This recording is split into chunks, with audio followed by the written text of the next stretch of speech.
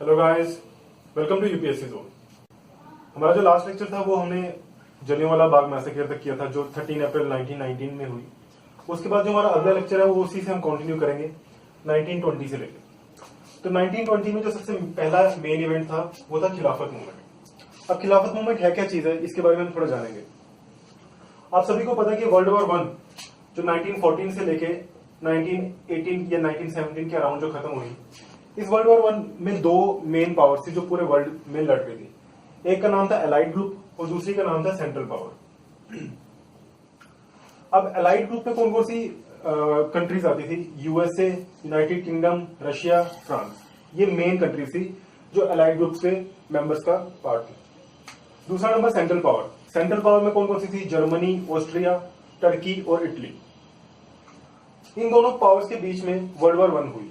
अब world war one जीता किसने? वर्ल्ड वॉर वन असल में जाके बाद में एलाइड ग्रुप ने ही जीता था। तो अब इस वर्ल्ड वॉर वन में क्या हुआ, इसके खत्म होने तक क्या हुआ कि एक टर्की में जो एम्पायर था उसका नाम था, या टर्की का जो एम्पायर का नाम था ऑटोमन एम्पायर कहते थे उसे।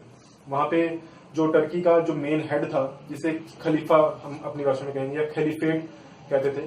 तो वर्ल्ड वॉर वन के खत्म होने तक ये खलीफेट की पोजीशन को हटा दिया गया। टर्की को काफी बुरी तरीके से हराया गया और खलीफेट की पोजीशन को मिटा दिया गया। अब जब खलीफेट, अब जैसे मान लीजिए कोई एक धर्म है, उसका अगर मेन लीडर है, अब जैसे अब मानेंगे क्रिश्चियन है, क्रिश्चियन के जो मेन जो जिनको माना जाता है कि हेड है, जूस के जो हेड है, वो वेटिकन सिटी में पोप है, ऐसे करके और भी है। तो अगर कोई धर्म है उसके मेन हेड को ही हराया जाए, या मेन जो हेड की सिटी है, जैसे अब मान लीजिए मुस्लिम है, मुस्लिम एक धर्म है, इनकी मेन जो सिटी है या मेन जहां पे इनका धर्म का फॉलोअर्स है, मक्का मदीना में अगर कहीं ब्लास्ट वगैरह हो जाए या कुछ भी हो जाए, तो एक पूरे वर्ल्ड में मुस्लिम्स के बीच में काफी ज्यादा एजिटेशन हो सकती है। उसी टाइम पे भी ऐसे ही हुआ। अब जो टर्की में खलीफेट की मेन पोजीशन थी, वहां पे वर्ल्ड वॉर वन के बाद उसको हटा दिया गया। तो उसके कारण पूरे वर्ल्ड में मुस्लिम्स काफी ज्यादा गुस्से में आ गए। अब मुस्लिम गुस्से में आए तो इंडिया में इसका क्या रिप्रिकॉशन था, इंडिया में इसका क्या प्रभाव पड़ा? अब हुआ ये कि जो एलाइड ग्रुप, उसमें यूके भी एक मेंबर था, ब्रिटिश गवर्नमेंट एक मेंबर थी, और ब्रिटिश गवर्नमेंट की कॉलोनी इंडिया भी थी। तो जब ब्रिटिश गवर्नमेंट ने सेंट्रल पावर में टर्की को हराया, तो इंडिया में जितने भी मुस्लिम्स थे ये ब्रिटिश गवर्नमेंट के खिलाफ हो गए। तो खलीफेट जो खिलाफत मूवमेंट है, ये असल में अगर नाम से भी आप देखो तो खलीफेट और खिलाफत नाम भी दोनों का मिलता जुलता है। तो खलीफेट की पोजीशन के हटाने के कारण ही मुस्लिम्स एजिटेशन करना स्टार्ट कर दिए और उन्होंने खिलाफत मूवमेंट स्टार्ट कर दी। अब ओटोमन एम्पायर, जैसे आपको मैंने बताया कि टर्की का जो मेन एम्पायर था, टर्की में जितना भी बड़ा एम्पायर था उसको ओटोमन एम्पायर कहते हैं। ओटोमन एम्पायर को डिस्ट्रॉय कर दिया गया, जिसके कारण खलीफेट की पोजीशन काफी नुकसान होगी, खलीफेट की पोजीशन को खत्म कर दिया गया। तो इसके कारण जब मुस्लिम्स बढ़ के, तो इंडिया से दो मुस्लिम्स थे जिन्होंने इस मूवमेंट को स्टार्ट किया था। उन दोनों का नाम था शौकत अली और मोहम्मद अली, अली ब्रदर्स कहते हैं जिन्हें। इन दोनों ने इंडिया से मूवमेंट को स्टार्ट किया अगेंस्ट ब्रिटिश गवर्नमेंट। अब हुआ ये था कि जब इंडिया में ये मूवमेंट स्टार्ट हुई तो इंडियन नेशनल कांग्रेस ने भी इस मूवमेंट का सपोर्ट किया। उन्होंने कहा कि जो खिलाफत मूवमेंट है हम इसका सपोर्ट करते हैं, बिकॉज जो मुस्लिम्स है वो हमारे ही भाई हैं, तो अगर इनको नुकसान पहुंच रहा है तो इसका मतलब पूरे देश को नुकसान पहुंच रहा है। तो यहाँ पे मैंने लिखा है treaty of swears. Treaty of swears का मतलब है ये वो ट्रीटी थी जो वर्ल्ड वॉर वन के खत्म होने के बाद साइन की गई between allied group and central power. Central power के ऊपर काफी ज्यादा सैंक्शंस लगा दिए गए थे, उनके काफी ऊपर टैक्सेस बढ़ा दिए गए थे यूएसए के द्वारा, बाकी जो जीते थे उन नेशंस के द्वारा। तो ट्रीटी ऑफ स्वेयर्स का अगर हम डिटेल में जाके पढ़ेंगे, तो अगर आप उसमें साइड से पढ़ो तो ट्रीटी ऑफ स्वेयर्स 1920 जून 1920 में साइन हुई थी। इसमें यही हुआ था कि जर्मनी के ऊपर काफी ज्यादा, ये अपनी मिलिट्री को एक सर्टेन अमाउंट से ज्यादा बढ़ा नहीं सकते थे। ऑस्ट्रिया के ऊपर काफी ज्यादा टैक्सेस बढ़ चुके थे, इटली के ऊपर काफी ज्यादा टैक्सेस को लगा दिया गया था, प्रतिबंध लगा दिए गए। तो ट्रीटी ऑफ स्वेयर्स के बाद शौकत अली और मोहम्मद अली ने 1920 में जाके ये मूवमेंट स्टार्ट करी, जिसे बोलते हैं हम खिलाफत मूवमेंट। अब खिलाफत मूवमेंट भी 1920 में स्टार्ट हुई और इंडिया की इंडियन नेशनल कांग्रेस ने भी एक मूवमेंट को उसी के दौरान पैरेलल में स्टार्ट कर दिया। उस मूवमेंट का नाम था नॉन कॉर्पोरेशन मूवमेंट। अब जैसे आपको देखो कि हमारे लास्ट लेक्चर में हमने पढ़ा कि जलियांवाला बाग मैसेकर भी 13 अप्रैल 1919 में हुई। उस 1919 के बाद में लोगों को यह पता तो चल गया कि ब्रिटिश जो है हमारे लिए काफी नुकसानदेही है, इनको हमने किसी भी हाल में इस देश से भगाना है। तो अब इसके खिलाफ लोग भड़कना स्टार्ट हो चुके थे। तो 1920 में जो इंडियन नेशनल कांग्रेस या इंडिया में जो दूसरी मेन मूवमेंट थी वो स्टार्ट हुई, इसको बोलते हैं नॉन कॉर्पोरेशन मूवमेंट और बायकॉट मूवमेंट। अब नॉन कॉर्पोरेशन और बायकॉट मूवमेंट का मतलब क्या है? बायकॉट का मतलब ये है कि कोई भी ब्रिटिश रूल है हमने उसको फॉलो नहीं करना, हमने उसको बायकॉट करना है। कोई भी ब्रिटिश का प्रोडक्ट है, कोई ब्रिटिश गुड्स है, कोई भी ट्रेड के लिए कोई आ रहा है तो हमने उसको बायकॉट करना है। ये था बायकॉट मूवमेंट। नॉन कॉर्पोरेशन का मतलब भी यही है कि हमने ब्रिटिश को कॉपरेट करना ही है, ब्रिटिश को हमने उनकी बात को मानना ही नहीं। तो नॉन कॉर्पोरेशन मूवमेंट भी 1920 से लेकर 1922 में स्टार्ट हुई। तो इसका सबसे पहला जो सेशन था, सबसे पहला जो इवेंट था नॉन कॉर्पोरेशन मूवमेंट के अंदर, वो ये था कि जून 1920 में ऑल पार्टी कॉन्फ्रेंस, इस ऑल पार्टी कॉन्फ्रेंस में इंडियन नेशनल कांग्रेस भी इंक्लूडेड थी, मुस्लिम लीग भी इंक्लूडेड थी और जितने भी नवाब थे वो भी इंक्लूडेड थे। उन सभी ने आपस में मिल बैठ के ये डिसाइड किया कि अब ब्रिटिशर्स के खिलाफ हमें कुछ मूवमेंट स्टार्ट करनी पड़ेगी। तो जून 1920 में ये डिसाइड किया गया कि हम नॉन कॉर्पोरेशन मूवमेंट को स्टार्ट करेंगे। ऑल पार्टी कॉन्फ्रेंस, और ये इलाहाबाद में, इंडिया के इलाहाबाद में, यूपी में ये मूवमेंट को डिसाइड किया गया। फिर दूसरा जो सेशन था सितंबर 1920 में, जो कलकत्ता में हुआ, कलकत्ता कांग्रेस सेशन। अब यहाँ पे आप देखोगे कि सितंबर 1920 में कलकत्ता कांग्रेस सेशन का एक इंपॉर्टेंस है, इसको स्पेशल सेशन भी कहते हैं। स्पेशल सेशन इसलिए कहते हैं, एक तो इसके जो लीडर थे, जो प्रेसिडेंट थे, वो उनका नाम था लाला लाजपत राय। और हमें ये इंपॉर्टेंट सेशन इसलिए क्योंकि इस सेशन में स्वराज का नाम हमारी हिस्ट्री में आया था। स्वराज का मतलब ये है कि हमें कंप्लीट इंडिपेंडेंस चाहिए। अब हम ये नहीं चाहते कि ब्रिटिश हमारे पे रूल करे, हम एक आजाद देश बनना चाहते हैं। तो ये स्पेशल सेशन इसलिए है because Swaraj was the name which was given in this session. एक स्वराज के नाम को इस सेशन में लाया गया था। तो कांग्रेस ने एनसीएम का मतलब नॉन कॉर्पोरेशन मूवमेंट और बायकॉट मूवमेंट को सपोर्ट किया। उन्होंने बोला कि अब ये मूवमेंट हम स्टार्ट करेंगे।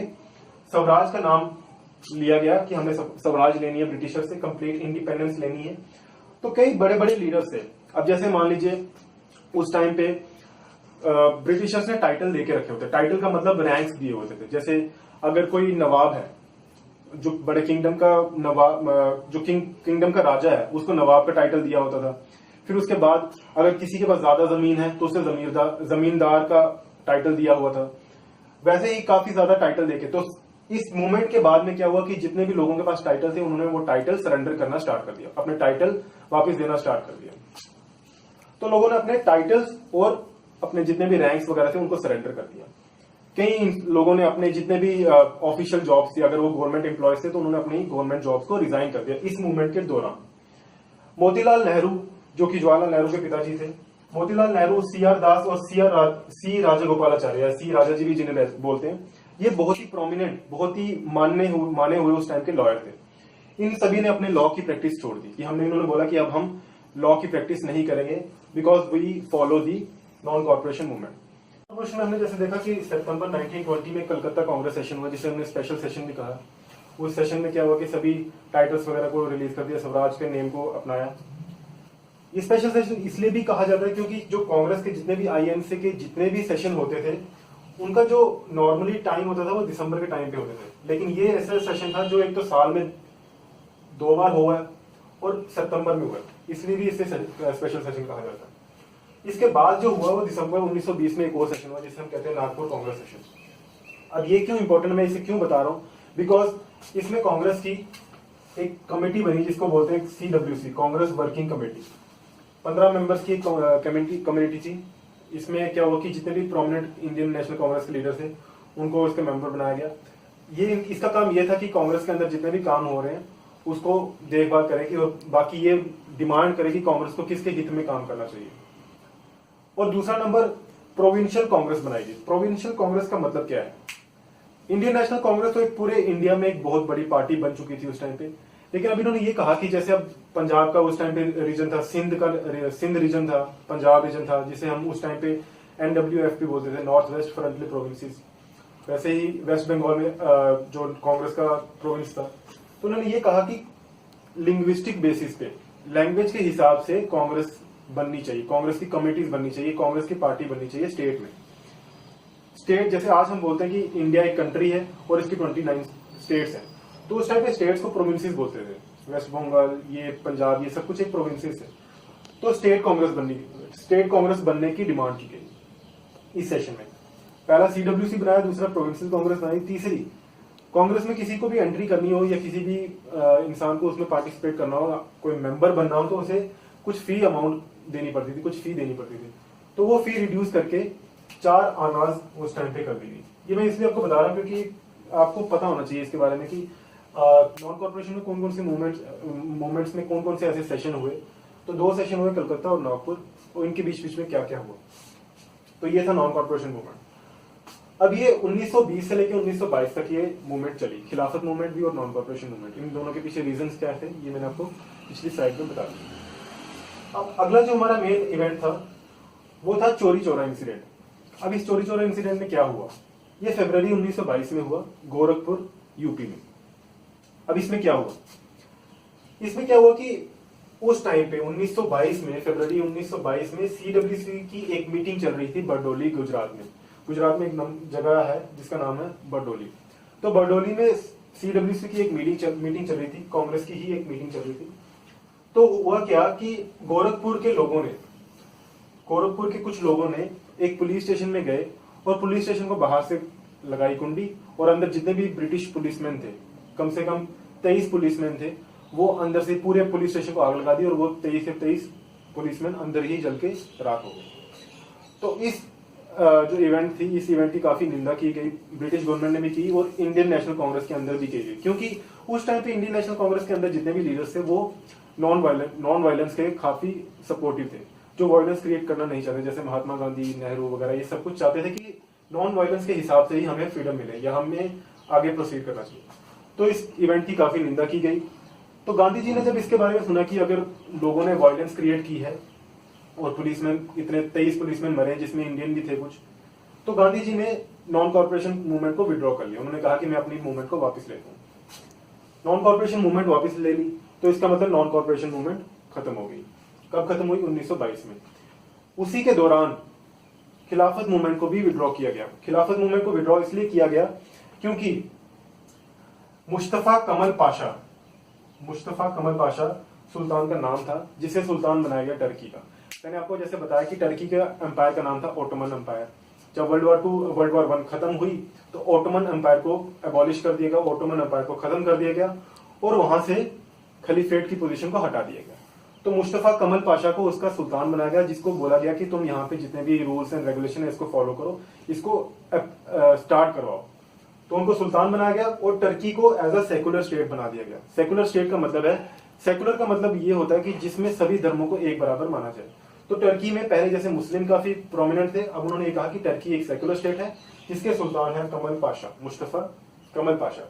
तो अब जब उन्होंने, मुस्लिम्स ने ऑल ओवर द वर्ल्ड ये देखा कि अब जो हमारी लड़ाई थी वो तो एक किस्म की खत्म ही होगी है, क्योंकि टर्की में जो हमें चाहिए था वो तो हमें मिलना नहीं, उन्होंने सुल्तान बना दिया, तो अब हमें अपनी मूवमेंट को चलाने का कोई फायदा नहीं। तो मुस्तफा कमल पाशा के बनने के बाद खिलाफत मूवमेंट को भी विड्रॉ कर दिया गया।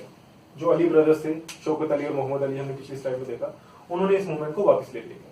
तो देखा जाए तो एनसीएम और खिलाफत मूवमेंट दोनों ही इस टाइम पे आके बंद हो गई। हमारी जो मेन मूवमेंट्स थी जो 1920 और 22 के बीच में थी वो ये दोनों थी, और ये दोनों आके बंद हो गई।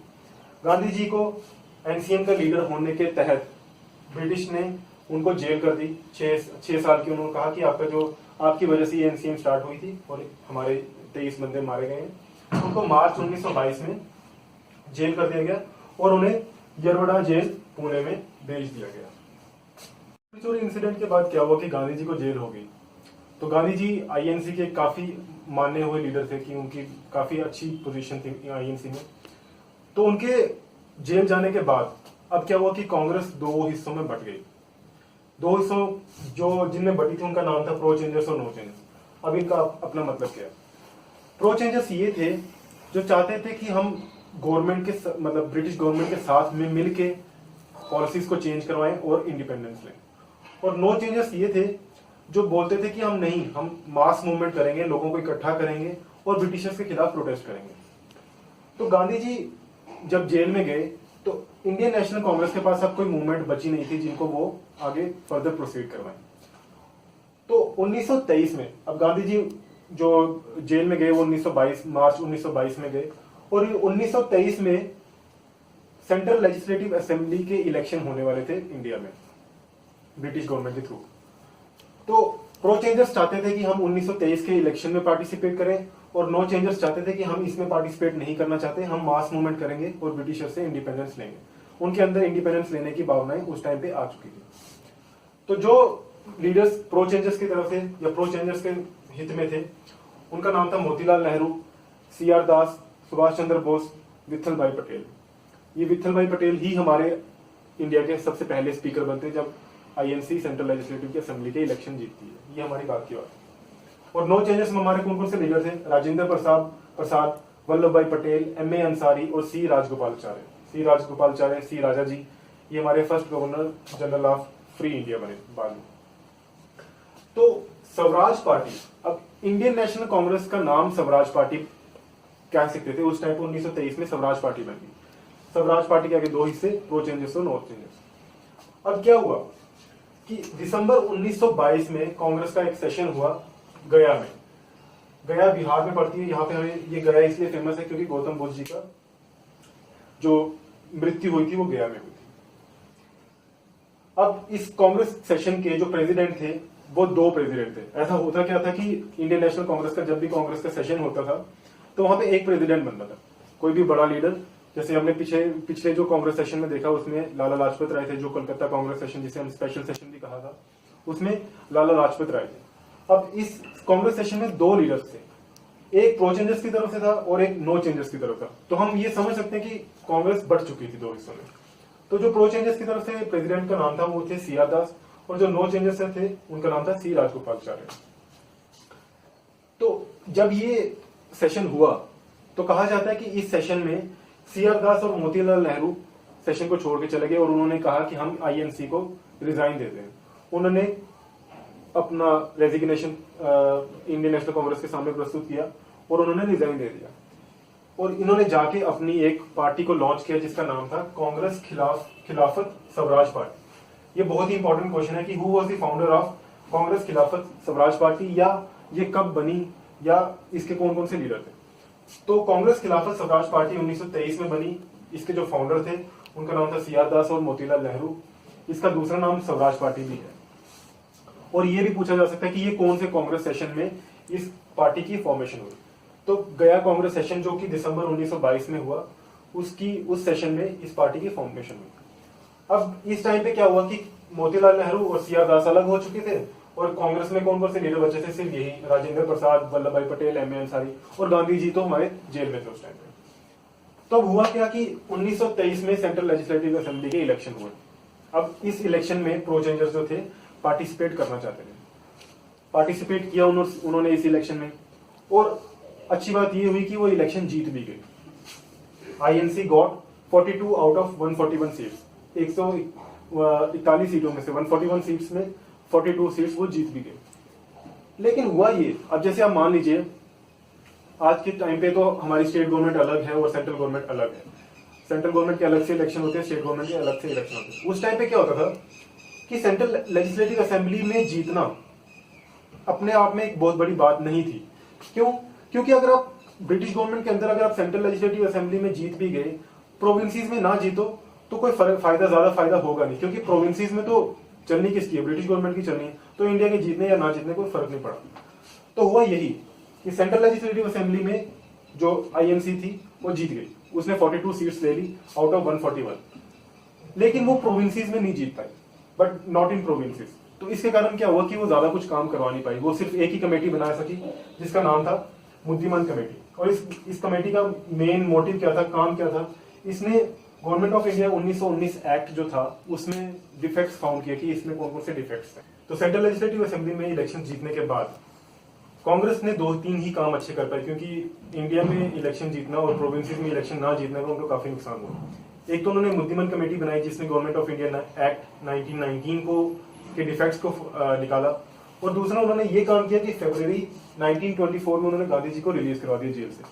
ये बहुत ही इंपॉर्टेंट काम था और ये काफी रिक्वायर्ड था। गांधी जी को जेल से आना जरूरी था। गांधी जी को जेल तो हमें पता ही हमें कि लास्ट ईयर जो चोरी चोरा इंसिडेंट हुआ था उसके बाद मार्च 1922 में उनको जेल होगी। तो फरवरी 1924 में गांधी जी को रिलीज करवा दिया गया। अब गांधी जी जब बाहर आए, जेल से बाहर आए, तो उन्होंने ये देखा कि कांग्रेस तो दो हिस्सों में बढ़ चुकी है, उसमें भी आगे स्वराज पार्टी बन चुकी है, एक प्रो चेंजर्स एक नो चेंजर्स है। फिर प्रो चेंजर्स में भी मोतीलाल नेहरू और सीआर दास ने अपनी एक अलग से पार्टी बनाई हुई है, स्वराज पार्टी, जिसका नाम कांग्रेस खिलाफत स्वराज पार्टी भी है। तो जब ये गांधी जी ने देखा तो गांधी जी ने बोला कि ये तो हम अपने रियल मोटिव, जो एक्चुअल मोटिव है हमें इंडिया की इंडिपेंडेंस, ये तो हम हट चुके हैं, अब ये तो इंटरनल पॉलिटिक्स स्टार्ट हो चुकी है। तो गांधी जी ने क्या किया कि अब इनको मिलाने की कोशिश करना स्टार्ट कर दी कि सबसे पहले प्रो चेंजर्स और नो चेंजर्स, ये स्वराजिस्ट और नो चेंजर्स जुड़े, फिर हम आगे अपनी इंडिपेंडेंस की जो स्ट्रगल है उसको स्टार्ट कर सकते हैं, ऐसे बिना इसके नहीं कर सकते।